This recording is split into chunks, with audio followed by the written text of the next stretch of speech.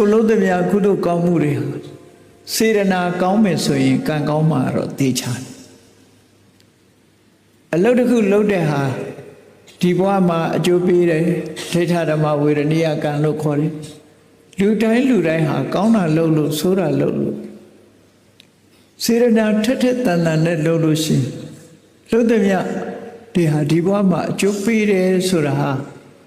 ကိုယ်တွေ့ရှိနေကြတဲ့လူတွေမြောက်များစွာရှိတယ်နော်မြောက်များစွာရှိမကောင်းမှုအကုသိုလ်လုပ်တဲ့လူတွေကလည်းဒီဘဝမှာပဲအကျိုးပေးခံရတာတွေရှိတယ်ပေါ့လူတယောက်ဟာငှက်တွေကိုဖမ်းပြီးတော့ခြေထောက်ကိုချိုးတဲ့လူတယောက်ဟာမသေးခင်ပဲခြေထောက်ဖြတ်ခံရတဲ့ကံကြမ္မာနဲ့ဆုံးသွားတယ်ခြေထောက်ပြတ်သေးတာမျိုးတွေဖြစ်တယ်ဒါဒီဘဝမှာလည်းပဲဖြစ်တာနော်မကောင်းတဲ့အကုသိုလ်ကြတော့